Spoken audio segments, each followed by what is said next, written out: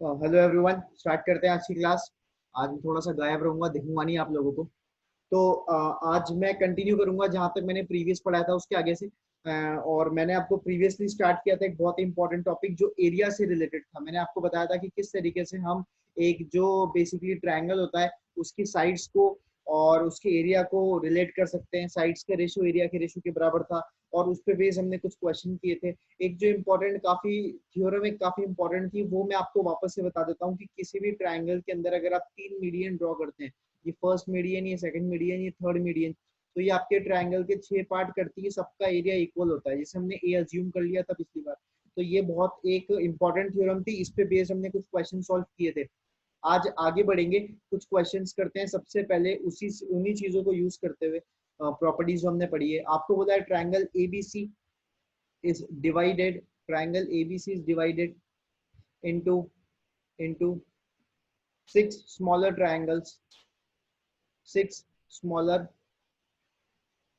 triangles by by lines drawn by lines drawn from the vertices, by lines drawn from the vertices through a common through a common through a common interior point through a common interior point through a common interior point. The area of the four, the area of the four of the triangles are indicated. तो मैं simply लिखता हूँ the areas are indicated in the figure. मैं figure बना के दूंगा आपको। the areas are indicated the areas are indicated in the figure in the figure in the figure.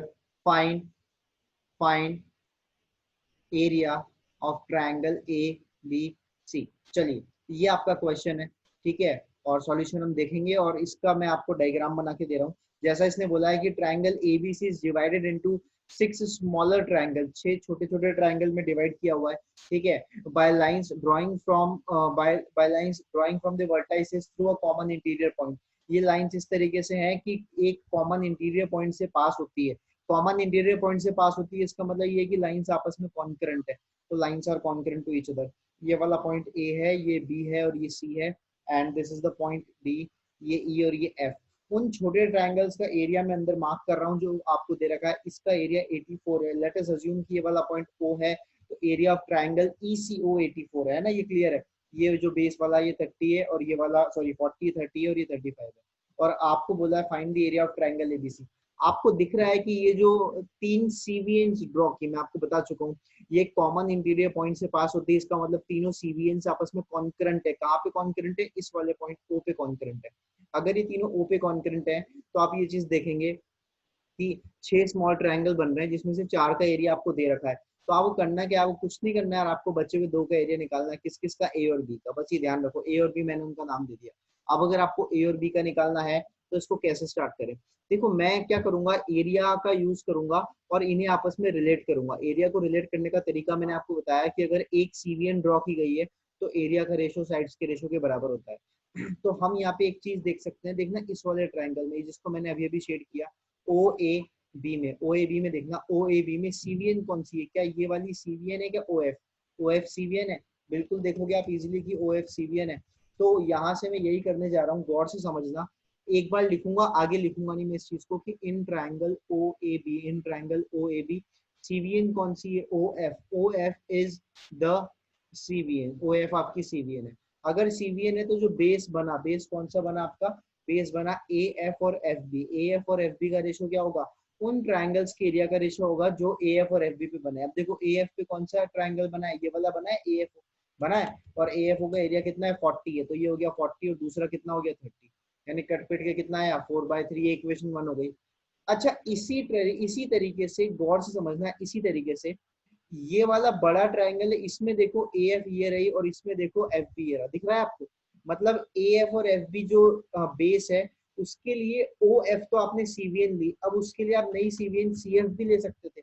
तो अगेन अगर मैं सीवीएन सी एफ लूंगा इन ट्रायंगल ए बी सी में, अगर सी एफ सीवीएन है तो अगेन ए एफ और एफ बी का रेशो क्या होगा? ए एफ और एफ बी का रेशो। तो बहुत क्लियरली आप देख सकते हो कि ए एफ और एफ बी का रेशो वहां से होगा area of triangle A F C, area of triangle A F C, और दूसरी तरफ आपके पास होगा area of triangle C F और बी। तो ये ए एफ सी था और सी एफ बी हो गया, ए एफ सी और सी एफ बी। ना उधर ए एफ सी कौन सा है, ए एफ सी है ए प्लस 84 + 40, और इस तरफ क्या है आपके पास C F B, C F B क्या है बी प्लस 35 + 30। तो आप देख सकते हैं इक्वेशन नंबर 1 और 2 सेम हो गई। Sorry 4/3 is equals to A plus, now 84 + 40, 84 + 40 कितना होगा 124, तो ये आपका हो जाएगा 124 डिवाइडेड बाय बी प्लस 35 + 30, 35 + 30 कितना होगा 75। तो ये आपकी एक इंपॉर्टेंट इक्वेशन आ गई। आपको पता है कंप्लीट ट्राइंगल एबीसी का एरिया निकालने के लिए आपको कहीं ना कहीं से किसकी वैल्यू चाहिए, ए और बी की, और ए और बी की वैल्यू चाहिए, तो एक इक्वेशन तो आपके पास आ गई है, एक और इक्वेशन बन जाए, एक और इक्वेशन। अब गौर से समझना, इसमें आपने रेशो लिया ए एफ और एफ बी का, तो आपने ए एफ बी एक लाइन ली, ऐसे ही आप कोई दूसरी लाइन पकड़ लो। अब दूसरी लाइन मैं चाहूँ तो ये पकड़ सकता हूँ बी सी, इसके लिए मैं सी डी और डीबी का रेशो ले सकता हूँ। गौर से देखो सी डी और डीबी का रेशो दो तरीके से आ सकता है, एक बार ओडी सी बी एन आएगी और एक बार एडी सी बी एन आएगी, है ना, या फिर मैं इधर से ले सकता हूँ ए ई और ई सी का। तो ये आपके ऊपर डिपेंड है आप कैसे ले सकते हो, ठीक है। एक बार मैंने आपको बेस लेके बताया, अब सेकंड में एक काम करता हूँ, मिडिल की कोई लाइन लेता हूँ, जरा गौर से देखो कि यार इसका और इसका रेशो कैसे निकाल सकते हैं। गौर से देखो ए ओ अपॉन ओडी का रेशो, एक बार ऊपर वाला ट्राइंगल आप देखोगे तो सी ओ सी वी एन है, सी ओ सी वी एन है, तो ए ओ पे बनने वाला ट्राइंगल है ये वाला ट्राइंगल है, ये वाला ट्राइंगल है, और इधर वाला बनने वाला ट्राइंगल है ये वाला। गौर से समझ में आ गया, ए ओ पे बन रहा है ए ओ सी और उधर बन रहा है ओडीसी। तो एओसी कौन सा है, एओसी आपके पास है ए प्लस 84, ये आपके पास है ए प्लस 84, तो ये हुआ ए प्लस 84 कंप्लीट डिवाइडेड बाय उधर ओडी पे बनने वाले का एरिया बी हुआ, ठीक है। इन अ सिमिलर वे नीचे देखो, नीचे कौन सा हुआ, नीचे ये बन रहा है ये वाला और इधर बन रहा है ये वाला, यानी A D sorry A B O और A B sorry A B O और ओबीडी, ए बी ओ और ओबीडी, तो ये हो गया ए सॉरी ए बी और ओबीडी। अब ए बी ओ का एरिया कितना है 40 + 30, ये हुआ 40 + 30 अपॉन इस तरफ एरिया कितना है 30।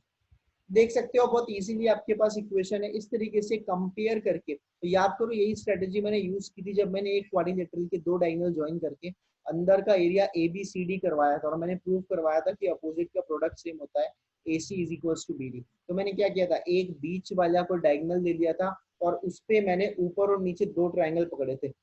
सेम फंडा मैं यहाँ लगाने जा रहा हूँ, मतलब यहाँ लगाया मैंने, तो 35 से 70 गया 2 times, it is implying that a + 84 is equals to 2b। तो मुझे नहीं लगता अब आपको कोई दिक्कत आएगी, you got 2 equations and 2 variable, दोनों को सॉल्व करो, a और b निकालो, और जैसे ही आप a और b निकालोगे आपका कंप्लीट एरिया ऑफ ट्राइंगल आ जाएगा। आपके पास चाहिए area of triangle a b और c, उसके लिए आपको सबका सम चाहिए a + b + 84 + 40 + 30 + 35, ठीक है। और अब आप यहाँ पे देखोगे so it is A plus B, और अगर आप ऐड करोगे 40 30 70 70 और 35 105 105 और 84 आप ऐड करोगे तो 189 हो गया। और उसमें अगर आप सॉरी उसमें अगर आप 189 में ए बी ऐड करोगे यहाँ से निकाल के, फाइनली यू विल गेट 315। ये आपका क्या हो जाएगा, आंसर हो जाएगा, ठीक है। 40 30 70 70 30 105 105 84 189 और उसमें ए प्लस बी ऐड करेंगे 315 इज द आंसर। उम्मीद करता हूँ ये आपको समझ में आया होगा। तो यहाँ पे पॉज करके वीडियो को इसको नोट कीजिए और मैं आगे बढ़ता हूँ, ठीक है। ये उस स्टूडेंट को थोड़ा सा डाउट रह सकता है जिसने पिछला वीडियो नहीं देखा, थोड़ा सा क्या ज्यादा ही रहेगा, लेकिन अगर आप लोगों ने पिछली क्लास अटेंड की है बहुत अच्छे से तो कोई दिक्कत नहीं आएगी। ये सबसे इम्पोर्टेंट इम्पोर्टेंट मतलब बहुत ही जबरदस्त क्वेश्चन है, बहुत अच्छे लेवल का क्वेश्चन है, कम से कम 5 मार्क्स का है ये अगर प्री आरएमओ की कैटेगरी से देखे तो, ठीक है। तो convex pentagon ABCD, convex pentagon ABCDE has the following has the following has the following properties। उसके पास कुछ प्रॉपर्टीज है ना। अब वो क्या प्रॉपर्टीज है देखिएगा, आपको यहाँ पे सेमीकोलन लगा के प्रॉपर्टीज में उसने लिखा है 5 ट्राइंगल्स। अगर आप ये बनाते हो तो कुछ 5 ट्राइंगल्स क्रिएट होंगे, जो है ABC, ओके। इसी ऑर्डर में चलते हुए BCD, अगला है CDE, अगला है DEA और फिफ्थ वाला है EAB। तो इसी ऑर्डर में आपके पास ये 5 ट्राइंगल्स हैं, और इसने बोला है they have same area, they all have same area one, सभी का एरिया सेम है और वन है। तो आपको proof that prove that all such pentagons prove that all such pentagons have an equal area, सभी का इक्वल एरिया है, have an equal area, कितना एरिया है सबका, और वो जो भी निकलेगा उसे फाइंड भी करना है। ठीक है, पहली बात तो मैं बताऊं, इतना अच्छा क्वेश्चन है फिर भी आप लोगों को मैं इतनी आसानी से सॉल्व करवाऊंगा अगर आपने प्रॉपर्टीज याद रखी है जो मैंने आपको बताई है। ठीक है, बस उस पर फोकस करेंगे। और यहाँ पे हमें प्रूव करना है कि जो भी है पेंटागन सभी का एरिया सेम है, मतलब किस टाइप की एक से ज्यादा फिगर्स बन सकते हैं। ये ट्राई करते हैं। पेंटागन के लिए फर्स्ट साइड, और ये सेकंड साइड, और ये थर्ड साइड, और ये फोर्थ साइड, और this is the fifth one, ये फिफ्थ साइड। आपके पास ना ये यहाँ से पेंटागन हो गया। ठीक है, ये आपके पास पेंटागन हो गया। चलिए, अगर ये पेंटागन है तो इसका नामकरण कर देते हैं कि this is A, this is B, this is C, this is D and this is E. ये एक पेंटागन है जिसके पांचों वर्टाइसेस मैंने दे दिए। अब कुछ ट्राइंगल्स बन रहे हैं, उन ट्राइंगल्स के लिए मुझे कुछ लाइंस ज्वाइन करनी पड़ेगी। पहला ट्राइंगल है एबीसी, तो पहला ट्राइंगल एबीसी ये रहा, this is the triangle ABC. अगला है बीसीडी, बीसीडी ये रहा बीसीडी। ठीक है, अगला है सीडीई, सीडीई ये रहा सीडीई। और अगला है डीईए, डीईए ये रहा डीईए। और फाइनल है ईएबी, ईएबी ये रहा ईएबी। ठीक है, और आपको बोला है सबका एरिया वन है। अब देखो ये क्या फिगर ही इतना खराब हो गया ना, देखो इतना जबरदस्त फिगर हो गया कि यहाँ से बच्चों को थोड़ा सा समझ में नहीं आता कि सर यार इसको यूज कैसे करें, इसको सॉल्व कैसे करें। सर फिगर ही इतना कॉम्प्लेक्स है, आपने 5 ट्राइंगल के एरिया वन तो दे दिया, पर उसका यूज कैसे करूं मैं, डायग्राम नहीं समझ में आता। तो गौर से देखो आप ना, आप लोगों के लिए मैं एक कलर चेंज करके एक लाइन ड्रॉ करता हूँ। फील करना, इस वाली लाइन को मैं बना रहा हूँ ईसी को, वैसे आप किसी भी एक को बना सकते हो। बीच में जो आपके पास पेंटागन बन रहा है उस पेंटागन में से किसी भी एक को आप बना सकते हो 5 लाइन में से, पर मैंने आपके लिए ईसी को ज्वाइन कर दिया। अगर ये ईसी आपकी लाइन है तो फील करना कि क्या ये दोनों पैरेलल है, क्या ये दोनों पैरेलल है क्या, क्यों है, अब उसका कारण देखो। आपको इसने क्या बोला है कि area of A B E, area of A B E, area of A B E, area of A B E is equals to area of A B C. क्योंकि इसने पांचों का एरिया वन दे रखा था, पांचों का एरिया वन दे रखा था, तो इन दो का एरिया भी वन वन इक्वल होगा। देखो ये रहा ए बी ई ये रहा, और ए बी सी ये रहा। और गौर से देखो ये वाला आपका बन रहा है ए बी ई, दिख गया आपको ए बी, और ये वाला आपका बन रहा है ए बी सी। तो ये क्या यार, triangles on same base and having same area. क्या बोल सकता हूँ मैं, triangles on same base and having same area. अगर ट्राइंगल जिनका सेम बेस है और सेम एरिया है उनका तो क्या होना चाहिए, पैरेलल लाइन होनी चाहिए। याद आया कुछ? तो मैं क्या लिखूंगा, triangles on same base, on same base and equal area, and equal area, जिसका बेस भी सेम है और एरिया भी इक्वल है। याद करो हम पढ़ते थे कि अगर एक ही बेस पे दो ट्राइंगल, मैंने इनिशियली बताया था फर्स्ट वीडियो में, ये जब मैंने टॉपिक स्टार्ट किया, फर्स्ट वीडियो मतलब पिछली क्लास में मैंने आपको बताया था कि अगर सेम बेस और सेम पैरेलल लाइन के बीच में तो एरिया सेम होगा। उसी का रिवर्स है कि triangles on same base and equal area lies between parallel lines, तो वो पैरेलल लाइंस के बीच में लाई करेगा। देयरफॉर ईसी जो है वो पैरेलल होगा एबी के। अगर आप गौर से देखो ना, गौर से, ये तो मैंने एक बनाया, अगर आप गौर से देखो ना तो ऐसे बाकी के भी होंगे। चलो थोड़ा सा डायग्राम क्लियर करते हैं और मैं आपको बताता हूँ कि वो बाकी के कौन से वाले हैं। चलो ये दोनों भी और ये भी, ठीक है। अब एक बात बताओ यार, इसी तरीके से अगर मैं दूसरा लूं एंड कलर अपन वापस से रेड ले लेते हैं, तो इस बार आप फील करो कि क्या ये इधर हो सकता है क्या, इधर ऑफ कोर्स हो सकता है। गौर से देखो ये इधर हो सकता है ना, इस तरफ।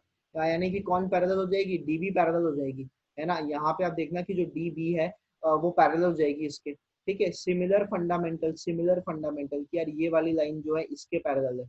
क्यों? क्योंकि देखो again area of E A B match करिएगा, E A B that is equals to area of E A D, और दोनों का वैल्यू कितना है, वन है। देखो मैं कलर चेंज करके मैच करवाता हूँ। ई ए बी देखो ये रहा, ई ए बी ये रहा, ठीक है। और ई ए डी देखो, ई ए डी देखो ये रहा, दिख गया आपको दोनों। तो ये भी क्या है, पैरेलल है। अगर इस पॉइंट को जी नाम दिया जाए तो फील करना आप कि E A B G, sorry E A B G, feel करना ई ए बी जी क्या बनेगा, ई ए बी जी एक पैरेललोग्राम बनेगा, पैरेललोग्राम। यही खास बात है, ई ए बी जी पैरेललोग्राम बनेगा। क्यों? क्योंकि अपोजिट साइड्स आर पैरेलल। तो ये बहुत ही अच्छा क्वेश्चन है, ध्यान से समझिएगा कि आपको इसने बोल दिया कि यार 5 ट्राइंगल्स है जिनका एरिया 1 है और मैंने पेयर बनाया, पांचों का यूज नहीं किया फिलहाल, मैंने अभी 2 का यूज किया है। मैंने पेयर बनाया और मैंने देखा मैंने क्या देखा कि यार ए बी ई जो है, ए बी ई ये वाला, उसका एरिया तो ए बी सी के बराबर है और दोनों का बेस सेम है ए बी ए बी। अगर दोनों का बेस सेम है तो फिर पैरेलल लाइन के बीच में अगेन ए बी ई और ए डी ई के अंदर मैंने देखा कि दोनों का बेस ए ई और एरिया सेम है, तो इसका मतलब क्या, दोनों पैरेलल लाइन के बीच में होगी। तो whenever I am getting to pair of parallel line, उनका एरिया इक्वल होगा। अब आप यहाँ से समझना इस चीज को कि यार ये जो है पूरा तो खत्म हो गया, ये पूरा खत्म हो गया, पक्का ये पूरा खत्म हो गया। अब आप गौर से देखो ईडीसी, ये रहा देखो ईडीसी, ये रहा ईडीसी, ईडीसी का एरिया तो 1 है, दिख रहा है आपको ईडीसी का एरिया 1 है, बिल्कुल दिख रहा है ईडीसी का एरिया 1 है ना। तो ये वापस मैं रफ करता हूँ, ईडीसी का एरिया आपको 1 दे रखा है। अगर आपका ईडीसी का एरिया 1 है तो आइए मार्क कर देते हैं, कलर क्या ये लेते हैं, समझना इस चीज को। ईडीसी का एरिया तो आपका 1 हो गया, और यहाँ देखो इसका एरिया भी 1 होगा, किसका, इस वाले का। क्यों, क्योंकि आपको गिवन है इस वाले का 1 होगा।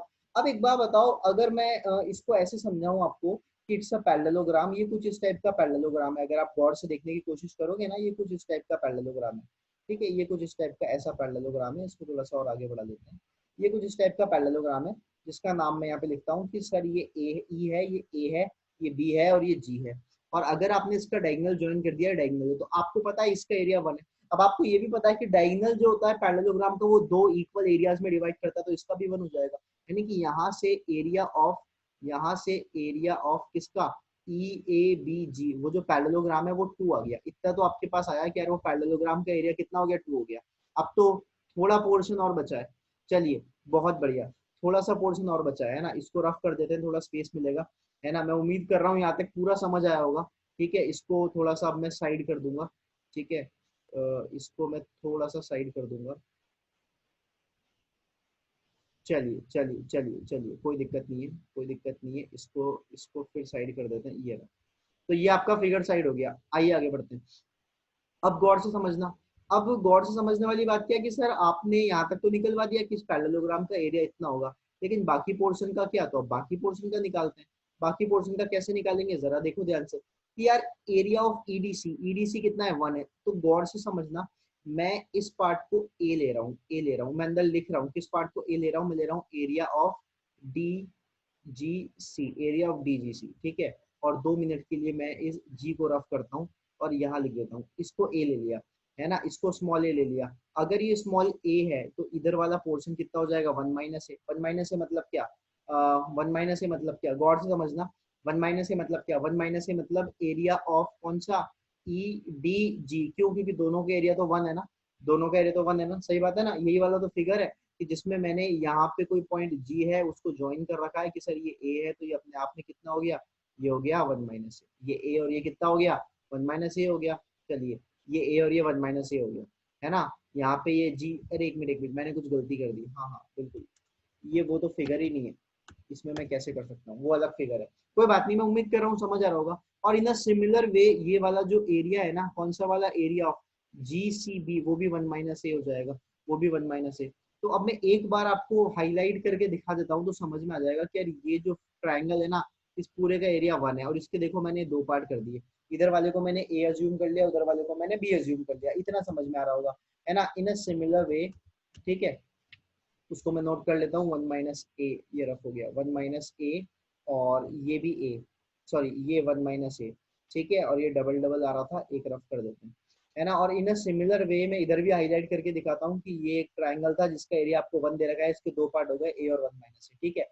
तो अल्टीमेटली आप गौर करोगे कि ये कुछ ऐसा बन रहा है, ये कुछ ऐसा बन रहा है। अब अगर मैं इसको भी ज्वाइन कर दूं तो यार ये क्या बन रहा है, यार आपके पास ऐसा कुछ नहीं बन रहा कि यार एक ये तो क्वाड्रिलेटरल हो गया जिसमें इसका एरिया तो 1 है, आपको पता ही है, ये देखो ये रहा ईडीबी ईजीबी का एरिया 1। तो आपको ये क्वाड्रिलेटरल से नजर नहीं आ रहा कि सर ये तो कुछ इस टाइप का क्वाड्रिलेटरल है और इसमें 2 ये डायगोनल की तरह है। सर ये एरिया आपने 1 लिख रखा है, ये वाला 1 माइनस ए है, ये वाला 1 माइनस ए है, और ये 1 है। और आपको पता है अपोजिट्स का एरिया क्या होता है, प्रोडक्ट क्या होता है, इक्वल होता है। ये मैंने प्रॉपर्टी आपको बताई थी कि अपोजिट के एरिया का प्रोडक्ट क्या होता है, इक्वल होता है। तो ये तो बड़ी खास प्रॉपर्टी थी, इसका यूज करोगे 1 is equal to 1 plus A square minus 2 A हो गया, 1 plus A square minus 2 A. इसको सॉल्व कर लेते हैं, ये हो गया ए स्क्वायर माइनस का 3 ए, माइनस का 3 ए और प्लस का 1 हो गया, that is equal to 0। Quadratic का यूज कर लो, a बराबर क्या आ जाएगा -b यानी कि 3 plus minus root B square यानी कि 9 minus 4ac divide by 2a यानी कि 3 प्लस माइनस रूट 5/2। तो ये किसकी वैल्यू आई, a की वैल्यू। उम्मीद कर रहा हूँ इतना आप लोगों को सभी को समझ आया होगा। उम्मीद कर रहा हूँ इतना सभी को समझ में आया होगा। और एट द एंड मुझे 2 लाइंस लिखनी है तो मैं ये पोर्शन रफ करता हूँ। ये समझाने के पॉइंट ऑफ व्यू से था, नोट करने की जरूरत नहीं है इसको अलग से, ठीक है। Final the question was asking about the area of pentagon. तो देखो एरिया ऑफ पेंटागन है एरिया ऑफ ए बी जी ई जो पैरेललोग्राम है, प्लस एरिया ऑफ साथ में क्या है, साथ में है एरिया ऑफ ईडीसी प्लस 1 - ए। बस ये आपसे पूछा गया है, ईडीसी प्लस 1 - ए, ठीक है, ईडीसी प्लस 1 - ए। अब आप ऐड कर लीजिए, एरिया ऑफ पेंटागन है 2, एरिया ऑफ ईडीसी पूरे का एरिया 1 है, और एरिया ऑफ 1 - ए तो 1 - ए। अब ए आपको पॉजिटिव लेना पड़ेगा क्योंकि आपका एरिया नेगेटिव तो नहीं होता। 3 प्लस रूट 5/2, कुछ गड़बड़ तो नहीं की, कुछ गड़बड़ तो नहीं की। Let us see once again, let us see once again. अच्छा एक मिनट, प्लस नहीं लेना पड़ेगा, sorry sorry sorry sorry, minus लेना पड़ेगा क्योंकि हाँ ठीक है, 3 प्लस रूट 5 अगर आप लोगे तो 3 प्लस रूट 5/2 तो 1 से बड़ा हो जाएगा ना, 3 प्लस रूट 5/2 तो 1 से बड़ा है, और अगर 1 से बड़ा होगा तो गड़बड़ हो जाएगी, आपका एरिया 1 से बड़ा तो है ही नहीं, है ना। तो इसको इसको थोड़ा सा चेंज करते हैं, ठीक है, इसको थोड़ा सा चेंज करते हैं, यहाँ पर क्या आ जाएगा, माइनस आ जाएगा। आगे आप लोग अच्छे से समझते हैं कि इसको कैसे सॉल्व करना है। इसको आप सॉल्व कर लीजिए, टेक दी एलसीएम और आप इसको सॉल्व कर लो। जैसे आप इसको सॉल्व करोगे 2 और 3 और 2 और 1 3 और 1 4, 4 2 8, 8 minus 3 that is 5 plus root 5/2। यही आपका आंसर है, 5 प्लस रूट 5/2। अब देखो इसको समझने वाली बात ये है कि क्वेश्चन वाज सेइंग कि prove that all such pentagons have equal areas. यार ये कैसे समझ में आया, ऑल सच पेंटागन्स, क्या ऐसे बहुत सारे पेंटागन है? यस, इस तरीके के इनफाइनाइट डिफरेंट डिफरेंट पेंटागन्स हो सकते हैं। रीजन क्या है, रीजन ये है बेटा कि यहाँ पे गौर से समझना, A B was parallel to E C. देखो ये मैंने यहाँ लिख रखा है, A B was parallel to E C, A B और ई सी पैरेलल है।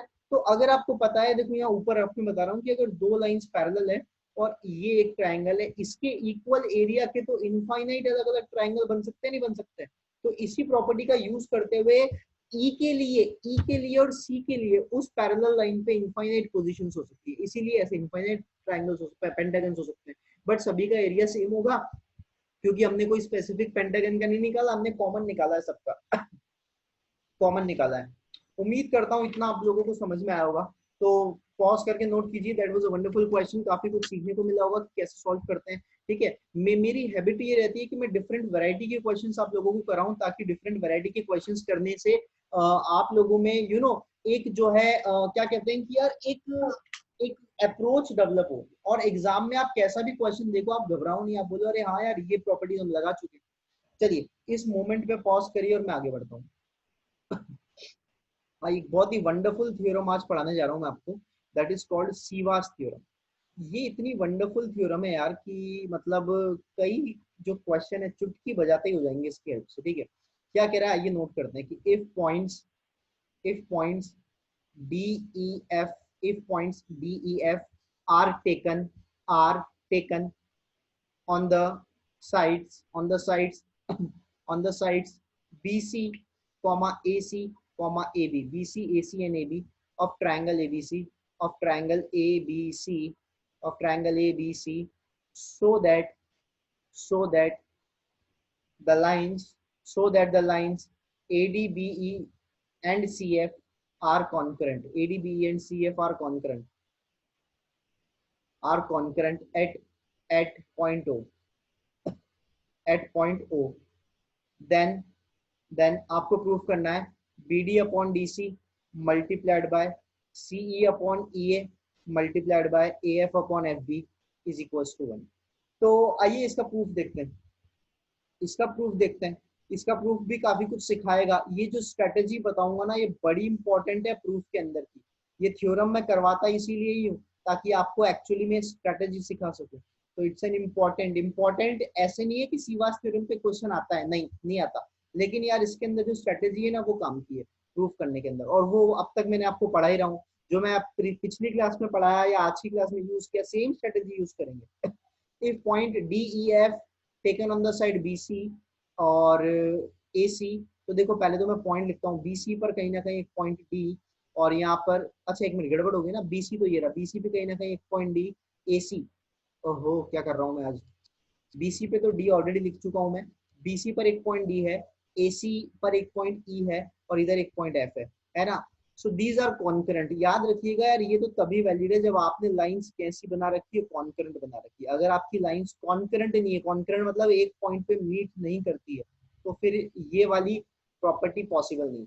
और मान लो कि ये पॉइंट ओ पे कॉन्करेंट है, then you need to prove कि B D upon D C, C E upon E A और A F upon F B तीनों का प्रोडक्ट वन होगा। अब देखो बी डी, आप क्या किसी भी एक पॉइंट से स्टार्ट हो जाओ, तो B D upon D C इसका रेशो, नेक्स्ट है सी ई अपॉन ई ए इसका रेशो, नेक्स्ट है A F upon F B इसका रेशो। ऑर्डरली मूव करना है, इधर से इधर, इधर से इधर, और इधर से इधर, है ना, ऑर्डरली मूव करना है। अगर आप ऑर्डरली मूव करेंगे ना तो आपका काम हो जाएगा। ठीक है, यहाँ तक बहुत क्लियर होना चाहिए, B D upon D C, फिर यहाँ से, फिर यहाँ से सी ई अपॉन ई, फिर यहाँ से A F upon F B, ये करना है आपको। अब इसके लिए क्या करें देखो B D upon D C याद करो, पिछले से पिछले क्वेश्चन में, मतलब आज की वीडियो का फर्स्ट क्वेश्चन मैंने आपको बताया था, और मैं अब सीधा यूज करूंगा उसे कि B D upon D C को कैसे यूज करते हैं।